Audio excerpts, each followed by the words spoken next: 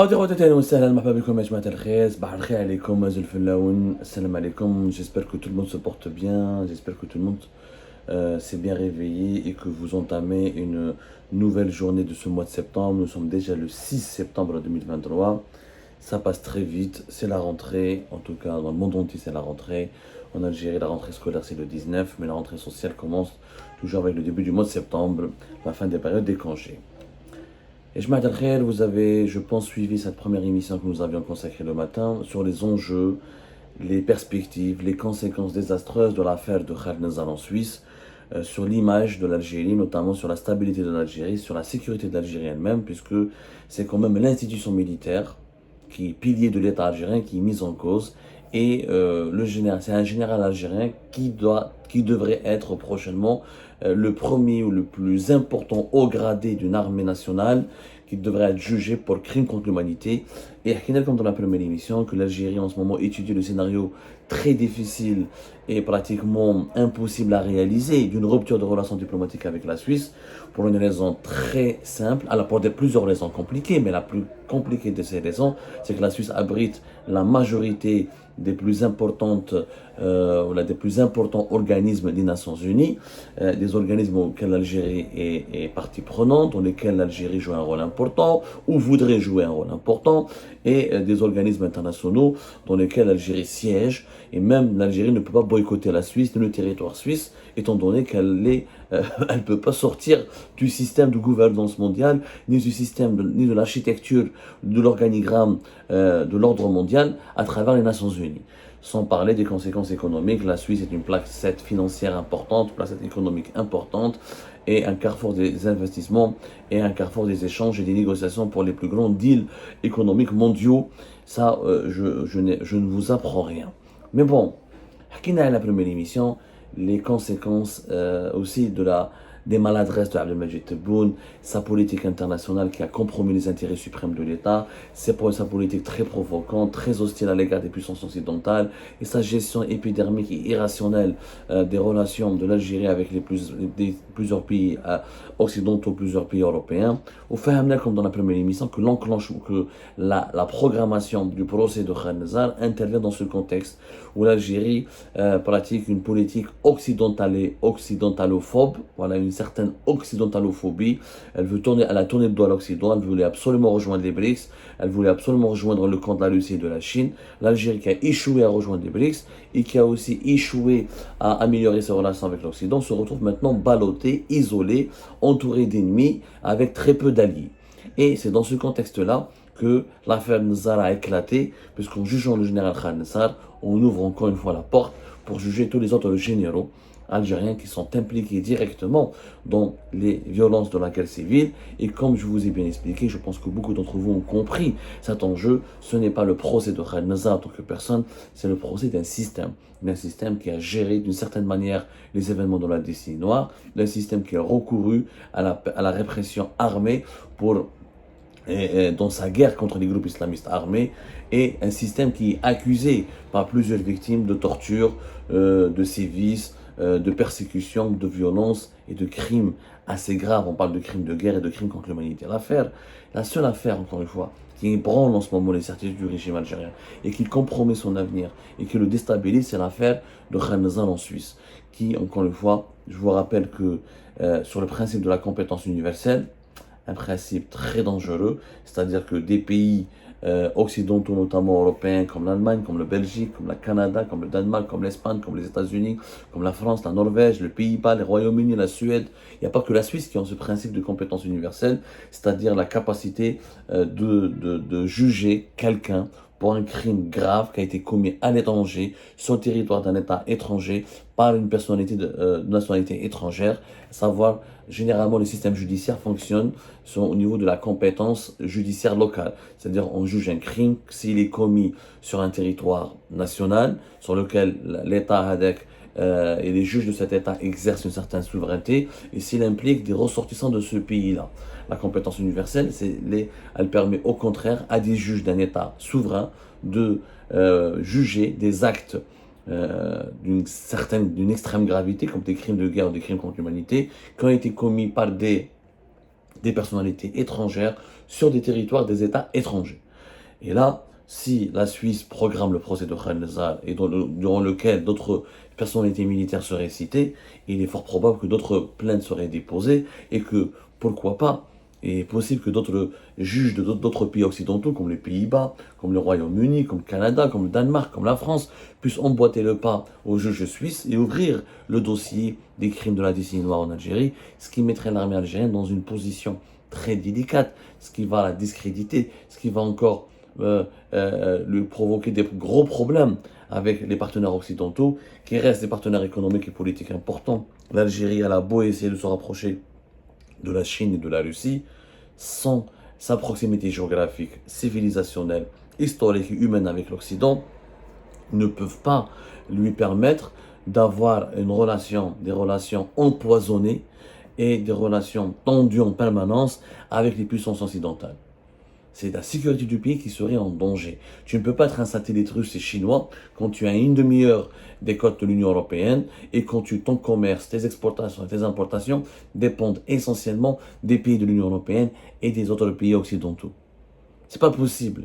Donc le choix stratégique qui a été fait par le régime Tebboune de zapper l'Occident pour aller draguer et intégrer le club des pays favorables à la Russie et à la Chine, c'est une stratégie qui a échoué magistralement. Et aujourd'hui, elle met en danger l'armée algérienne dans son intégrité morale et elle place l'armée algérienne dans une situation très compromettante, encore une fois, parce que les pays occidentaux pourraient emboîter le pas à la Suisse et demander la tête de plusieurs généraux algériens qui sont accusés par plusieurs victimes de crimes de guerre, de crimes contre l'humanité, d'actes de torture, des crimes qui sont punis, qui peuvent être jugés par le principe de la compétence universelle dans des tribunaux occidentaux et pas uniquement suisses.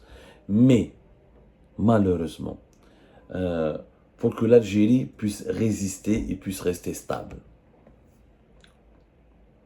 Très compliqué de s'exprimer sur le sujet. On aurait aimé que ces procès se déroulent en Algérie. On aurait aimé que l'Algérie ait la capacité elle-même de juger certaines affaires qui se sont déroulées sur son territoire et qui concernent des épisodes historiques et qui concernent des épisodes politiques et des crises historiques et politiques qui ont fait quand même, qui ont ébranlé l'Algérie, la mémoire des Algériennes et des Algériens. On aurait aimé que Neza soit jugé en Algérie, pas en Suisse. Mais bon, ce n'est pas possible, pas d'indépendance de justice, pas d'état de droit et une politique d'amnésie qui a été imposée pour tourner la page et garantir la paix. Ce sont des choix qui ont été faits. Certains les considèrent comme des choix payants, puisque la paix a été rétablie sur le territoire algérien. Nous sommes l'un des pays maintenant les plus sûrs du continent, en Afrique du Nord et du continent africain. Depuis le début des années 2000, il n'y a pratiquement plus de groupes armés terroristes qui règnent sur le territoire algérien, qui occupent des grandes portions du territoire algérien. Le risque terroriste a été bien maîtrisé, il a été même réduit. Maintenant, il y a le risque politique, parce que réveiller les démons de la décennie noire, ça peut réveiller les démons de la division, et ça peut déstabiliser le régime qui est aux commandes du pays. Un pays, il est stable lorsque son régime politique il est stable, lorsque c'est les institutions qui monopolisent le pouvoir ou qui monopolisent les pouvoirs de décision sont stables. Lorsque ces institutions ne sont pas stables, eh bien le pays est instable. Un pays instable, c'est un pays où il y a l'insécurité, où il y a le sous-développement économique, où la crise économique s'aggrave, où il y a la misère sociale, où il y a la pauvreté, et tout cela engendre des fléaux sociaux et des fléaux politiques qui peuvent mener un pays vers, comme l'insécurité, l'instabilité chronique, et donc vers le danger. En Algérie, pour que nous avons deux solutions. Il n'y en a pas 36 000 pour que le pays soit stable et en sécurité. Ou le régime actuel se stabilise, se développe, se structure et essaie d'avoir une gestion rationnelle du pays pour aller vers le développement, ou on change de régime politique et on a un autre système de gouvernance. Le Hirak a essayé de changer le système de gouvernance, ça n'a pas réussi. Le système actuel est resté tel quel, si ce n'est la basculer dans des pratiques encore plus autoritaires, dans des pratiques encore plus dictatoriales. C'est le régime algérien tel qu'il est aujourd'hui. Pour qu'il reste stable, il a trois composantes: l'armée, les services secrets et la présidence. S'il n'y a pas de présidence forte et bien gouvernée et bien dirigée, et pas une armée forte et bien gouvernée, bien dirigée, et des services secrets forts, bien gouvernés, bien dirigés, le régime algérien ne peut pas être stable. Et quand le régime algérien n'est pas stable, il ne peut pas développer le pays, il ne peut pas le remettre sur la voie du développement, il ne peut pas lancer des grands chantiers de développement. C'est ce qu'on voit depuis 2019 où le pays est paralysé, il patine. On a été rejeté par les BRICS, les indicateurs économiques sont en train de se détériorer, même si superficiellement les réserves de change ont peut-être augmenté un petit peu, et le pays a gagné plus d'argent grâce aux augmentations des prix du pétrole et du gaz. Mais la misère sociale a augmenté, la pauvreté a augmenté, le chômage a augmenté, la dérégulation de la monnaie et le sous-développement s'est aggravé parce que l'État actuel, le système actuel, n'a pas su comment profiter de la manne financière de 2022 et de l'augmentation des prix des hydrocarbures pour bien redresser l'économie nationale et pour lancer de grands projets économiques et pour ramener la prospérité. Sur le plan politique, Yajma'a, cette affaire Nazar a un impact parce qu'elle va affaiblir l'armée. Une armée qui est affaiblie, qui est discréditée, attaquée, c'est l'une des trois composantes de la colonne vertébrale de l'État algérien.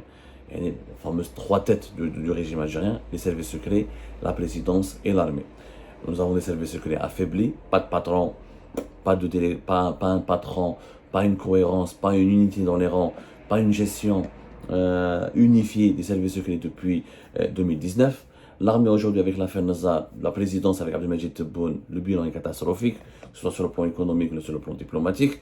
Nous avons que des problèmes, nous essuyons beaucoup d'échecs. Maintenant, si l'armée est affaiblie, si elle est discréditée, si ces décideurs sont maintenant suspectés ou pourraient être suspectés ou se retrouver dans le viseur des poursuites judiciaires internationales pour des crimes graves comme contre l'humanité ou des crimes de guerre, parce que l'Yum Nazar, qu'est-ce qui empêcherait de mettre des plaintes contre Chengleha, qui a été aussi parmi les officiers supérieurs de l'armée de la décennie noire. Qu'est-ce qui empêcherait des plaintes contre des actuels chefs de légion, des chefs de corps qui ont participé directement à la lutte armée les années 90 contre les groupes armés islamistes ou aux événements de la décennie noire. Personne n'est à l'abri maintenant. Puisque Khaled Nazar, son procès sera programmé officiellement que la Suisse veut le juger, aucun général algérien n'est à l'abri. Donc l'armée est dans une situation indélicate. Rompre les relations diplomatiques avec la Suisse, c'est très difficile. On l'a expliqué ce matin. Ce n'est pas le Maroc, ce n'est pas l'Arabie Saoudite. La Suisse est une carrefour mondial, international. Tous les organismes des Nations Unies, plusieurs institutions monétaires, internationales, économiques et politiques sont basées en Suisse. Très compliqué de ne pas avoir des rapports avec la Suisse. Et ce n'est pas une arme qui va fonctionner parce que la Suisse s'en fout de l'Algérie. Il n'y a aucun enjeu stratégique. Les échanges économiques sont de 300 millions de dollars. Et les échanges humains sont réduits. La Suisse, ce n'est pas la France, ce n'est pas l'Espagne. C'est un pays très riche, très prospère. Il n'a pas besoin de l'Algérie. Il n'a pas de relations stratégiques. Il y a des relations avec l'Algérie historiques, mais elles ne sont pas stratégiques. Ça ne va ni impacter le développement de la Suisse, ni réduire sa prospérité de rompre les relations avec l'Algérie. Donc ça ne marchera pas. Qu'est-ce qui pourrait aujourd'hui marcher? La diplomatie et le dialogue, mais surtout avoir une armée unifiée, une armée qui est solide, une armée qui est intègre, une armée qui parle d'une seule voix, une armée qui essaye d'assumer son passé et d'assumer le passé de ses décideurs, ou qui essaie de tourner la page de la décennie noire en allant vers la modernité. Une armée en tout cas, au moins qui n'est pas divisée. Aujourd'hui, c'est le scénario qui est le plus malheureux et qui est le plus dangereux, c'est que l'armée aujourd'hui est confrontée à plusieurs tempêtes, à plusieurs épreuves géopolitiques externes et des politiques internes. Dans la crise au Niger, le problème avec le Maroc, la crise en Libye, le Sahel avec le Mali, zid interne avec un président Abdelmajid Tebboune qui cumule les échecs et une situation sociale pratiquement explosive, avec une colère populaire qui ne cesse de monter face aux conséquences dramatiques de la paralysie économique du pays. Donc l'armée, elle devrait être mobilisée sur tous les fronts. Normalement, elle est censée être divisée. Aujourd'hui, si l'armée doit se défendre correctement face aux soupçons, aux accusations de crimes contre l'humanité qui pèsent à son encontre, elle devrait déjà en elle-même arrêter de massacrer ses propres officiers. C'est-à-dire que beaucoup de gens ont été choqués au sein du régime algérien par l'inculpation de Khaled Nazar pour crimes contre l'humanité et par la mise en accusation du système algérien dans les événements de la décennie noire. Mais je vous rappelle que nous avons une quarantaine de généraux majors et de généraux importants qui sont en prison. Nous avons plus de 150 officiers supérieurs de l'armée qui sont en prison, notamment à Blida, pour des affaires de corruption, d'enrichissement illicite, dans des procès qui sont expéditifs, où il n'y a jamais eu de preuves matérielles qui ont été clairement assumées ou clairement affichées. Il y a des règlements de compte au sein de l'armée qui l'ont affaibli depuis 2019, depuis l'épisode Gaïd Salah jusqu'à aujourd'hui. Les plus importants généraux-majors, plusieurs patrons d'anciennes légions et de corps stratégiques ou de services de direction sensibles au niveau du ministère de la Défense nationale ont fait de la prison, sont actuellement encore en prison. Les Abdelhamid Gharis, les Wassine Bouazza, les Chouakhi qui vient de mourir, les Saïd Bey, les Béchir Tartag, le nombre de généraux importants en Algérie qui sont en ce moment en prison, c'est quand même un indicateur très grave du manque de cohésion au sein de l'armée. Comment cette armée va se défendre à l'international contre les graves accusations dont elle fait l'objet, quand elle-même en interne, elle met ses généraux les plus importants de ces 20 dernières années en prison. Et quand il y a encore une machine judiciaire qui essaie de broyer plusieurs autres généraux. Comme un cas, nous avons fait une enquête récemment, nous avons découvert qu'il y a un autre général important dans l'armée algérienne qui est dans la tourmente. Il s'agit du général-major Brahim Gouesmia. Le général-major Brahim Gouesmia, il était récemment le premier responsable d'un important établissement de formation au sein de l'armée algérienne. Il y a l'école supérieure des troupes spéciales qui est basée à Beskara. Il y a l'école supérieure des troupes spéciales, c'est un établissement d'élite qui a pour objectif de former des troupes spéciales dans les forces spéciales. Elle fait la formation des instructeurs parachutistes. Elle fait par exemple la formation des instructeurs pour les commandos. C'est essentiellement des troupes d'élite et des forces spéciales qui doivent être formées et s'entraîner pour des missions d'intervention hyper compliquées et très sensibles. Mais cette école aussi, elle a des champs de formation dans le sport militaire, dans la maîtrise des différents armements, dans le saut en parachute notamment. Donc, c'est un établissement d'élite. Le fameux général Brahim Gouesmia, il a été récemment éjecté alors qu'il avait été promu général-major il n'y a pas de longtemps de ça, en tout cas au cours de ces 2 dernières années. Certains de ses proches s'attendaient à ce qu'il soit même promu prochainement chef d'une légion militaire ou la directeur central au niveau du ministère de la Défense nationale, parce qu'il a été promu général-major au cours de ces 2 dernières années. On s'attendait à ce que sa carrière soit encore prometteuse. Et bien du jour au lendemain, il se retrouve aujourd'hui placé sous enquête par la Direction centrale de la sécurité de l'armée, DCSA, et il risque d'être inculpé prochainement, parce qu'il fait l'objet de poursuites d'une enquête judiciaire menée par le tribunal militaire de Blida pour des affaires de corruption et de surfacturation qui concernent des factures d'achat de viande rouge ou là des factures de boissons gazeuses au niveau de l'école Hadi qui est dirigée à Beskara, l'école supérieure des troupes spéciales. Quand on a essayé d'obtenir des détails, le scandale à notre général impliqué dans des affaires d'enrichissement illicite, et ben c'est des factures de montants dérisoires, 2 millions de dinars, quelques millions de dinars pour une affaire à Gazouz et d'Alham. Quand même, on va faire tomber un général-major pour des factures. Je dis pas que il faut, j'ai pas dit, je ne sais pas s'il a volé ou il n'a pas volé. Nous, en tout cas, l'affaire, elle n'est pas extraordinairement compliquée. On parle de quelques factures de 2 millions de dinars. Il y a 200-300 millions pour Chouya El-Ham ou Chouya Gazouz. Est-ce que c'est réellement de la grande corruption? Est-ce que réellement c'est une véritable affaire de corruption? Généralement, quand on veut voler, on veut s'enrichir réellement. Bien sûr, le tribunal militaire de Blida a tout à fait le droit, même le devoir, d'enquêter sur tous les généraux et de débusquer les corrupteurs et les corrompus. Mais malheureusement, les gens au sein de l'armée algérienne doutent, ils remettent en cause la fiabilité de ces poursuites judiciaires contre le général-major Brahim Gouesmia, parce que le général-major Brahim Gouesmia, il se trouve qu'il est originaire de Guelma et qu'il est originaire pratiquement de la même région, pour ne pas dire du même patelin, que le général-major Ammar Al-Temniya, qui est le chef, Ammar Al-Temniya, c'est le commandant des forces terrestres. C'est l'homme qui a succédé à Saïd Chengreha en mars 2020, lorsque Saïd Chengreha a été promu chef d'état-major de l'armée algérienne à la suite de la mort brutale de Ahmed Gaïd Saleh. Ou Ammar Al-Temniya, lui et son entourage, apparemment, nous avons pu le confirmer au cours de notre enquête, entretiennent des relations très empoisonnées et très compliquées avec Saïd Chengriha et son entourage. Saïd Chengriha a demandé le remplacement de Ammar Atamniya depuis 2021.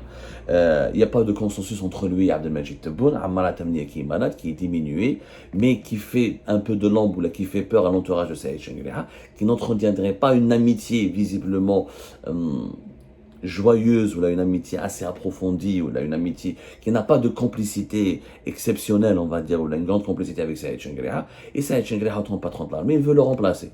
Bon, il n'a pas pu le remplacer parce que Tebboune ne lui a pas donné encore le feu vert et parce qu'il n'a pas encore trouvé de consensus au sein de l'armée sur la personnalité qui doit remplacer Ammar Atamniya. En attendant, il y a une guerre de clans, ben Jamaat Chengriha ou Jamaat Atamniya. Donc parce que le général Adam-Major, comment il s'appelle, Brahim Ghouesmiya, il est proche de Ammar Atamniya, donc on l'a déstabilisé, on a bloqué sa carrière et on l'a soumis à une enquête. Ça nous rappelle encore une fois les histoires de règlement de compte. Brahim Ghouesmiya n'est pas un super citoyen, ce général-major. S'il a fait des torts, il doit être jugé, mais il faut qu'il soit jugé sur des faits avérés, sur la base d'une enquête sérieuse et approfondie. Et est-ce qu'il est nécessaire, encore une fois, de mettre un autre général-major en prison, alors que la prison militaire de Blida, elle est remplie, elle est bondée de généraux-majors, et que l'armée doit être unie, et qu'elle doit unifier ses rangs, et qu'elle doit se montrer cohérente et solide face aux multiples menaces qui pèsent sur la sécurité nationale dans notre pays. Nous avons des menaces extraordinaires.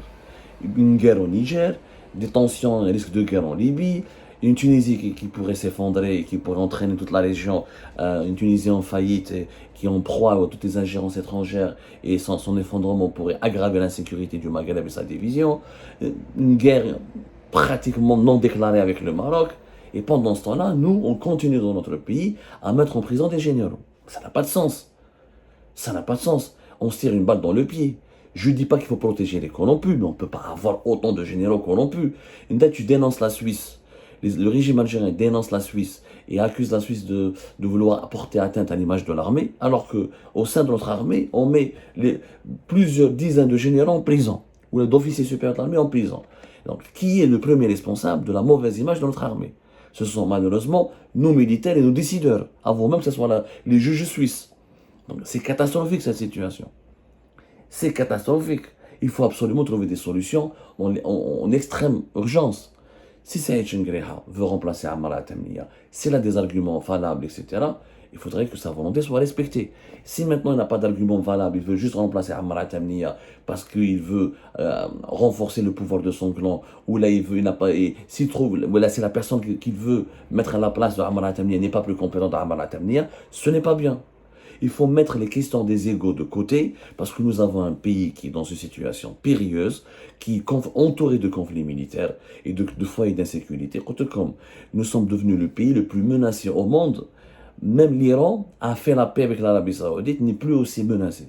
Nous ne sommes pas sous blocus occidental, mais on risque, avec cette affaire Nizar, c'est les prémices d'un blocus qui pourrait être pratiqué et auquel l'Algérie pourrait être exposée. Parce que le régime algérien, version Tebboune, a opéré des choix très controversés en essayant encore une fois de créer des rapports très hostiles avec les Occidentaux pour plaire à la Russie de Vladimir Poutine et pour plaire à la Chine de Xi Jinping. La Chine de Xi Jinping et la Russie de Vladimir Poutine n'ont pas adopté l'Algérie. Ils ne l'ont pas intégré dans les clubs des BRICS. Ils n'ont pas voulu, visiblement, en tout cas, il n'y a pas de projet de coopération énorme et la Chine, ni la Russie n'ont offert des atouts ou là, des projets importants ou là, des financements ou là, des appuis importants pour permettre à l'Algérie de renforcer sa sécurité nationale et de renforcer son développement. Donc aujourd'hui, nous sommes entourés de problèmes et d'ennemis. Ce n'est pas le moment de diviser les rangs de l'armée. Ce n'est pas le moment de décapiter encore des généraux. Ce n'est pas le moment de créer encore des scandales qui vont affaiblir l'armée. Parce qu'à chaque fois qu'un général rentre en prison, ce sont ses collaborateurs qui sont ébranlés, ses troupes qui commencent à douter. Et tous nos généraux vont rentrer vers l'Habs. Donc qui est propre dans ce pays? Personne n'est propre. Si personne n'est propre, comment un système où personne n'est propre peut protéger la sécurité nationale? Il peut faire face aux menaces qui pèsent contre le pays qui provient depuis l'étranger. C'est pas possible. Ce n'est pas possible. Il faut absolument que ce climat malsain au sein de nos institutions les plus névralgiques, qui met l'armée, qui met les services secrets, il faut que ce climat malsain soit levé. Il faut absolument qu'on détermine où on donne toutes les prérogatives à Saïd Chengriha, on le laisse décider comme il veut, on lui donne pas toutes les prérogatives, mais on lui dit Tu peux tout décider, mais à condition que ce soit justifié. Et s'il doit décider de tout, il faut que ça privilégie l'intérêt général. Si tu veux remplacer Ammar Atamnia parce que c'est pas, c'est pas noble. Pour ramener un homme plus compétent, un officier plus compétent, un officier plus intelligent et qui sera plus utile pour la sécurité nationale, on va applaudir. Mais il ne faut pas recourir au complot, il ne faut pas recourir au coup bas, il ne faut pas instrumentaliser la justice militaire pour affaiblir le poids des adversaires. C'est même incroyable qu'il puisse y avoir une adversité ou une animosité au sein de la même institution. Alors que tous les généraux algériens, tous les décideurs algériens sont censés être quand même au service de la défense du pays, de l'intérêt général. Et j'espère que ce message vraiment parviendra aux oreilles de Chengueleha et aux oreilles de tous les décideurs de l'armée. Avec l'affaire Nizar, vous êtes dans la merde.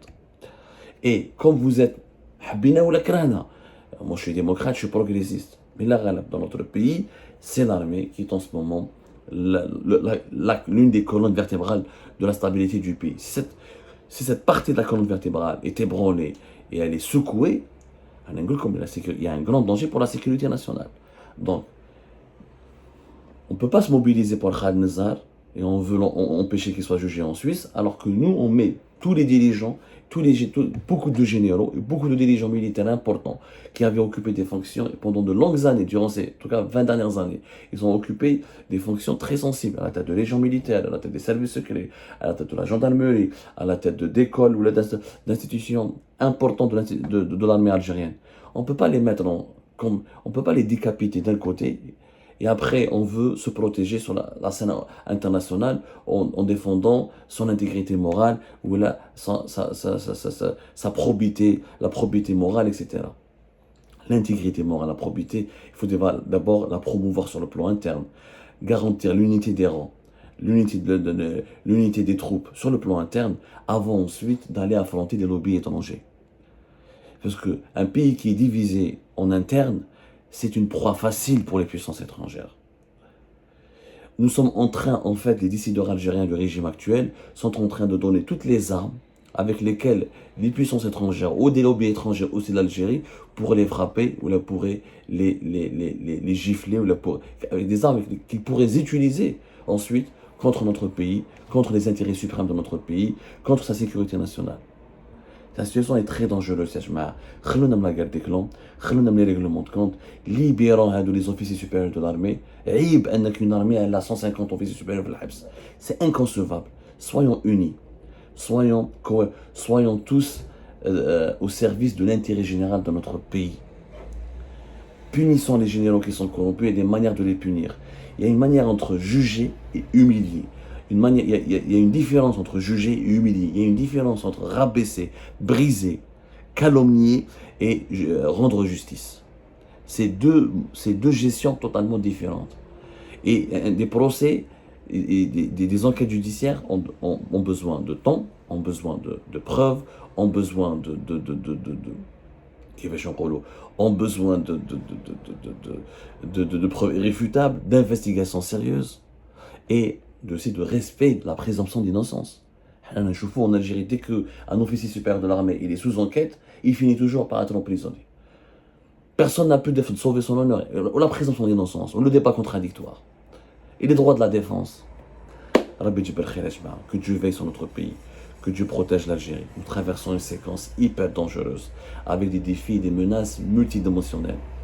Si le régime actuel ne se redresse pas, ne se renforce pas, ne se modernise pas, ne se rationalise pas, notre pays court un grand danger.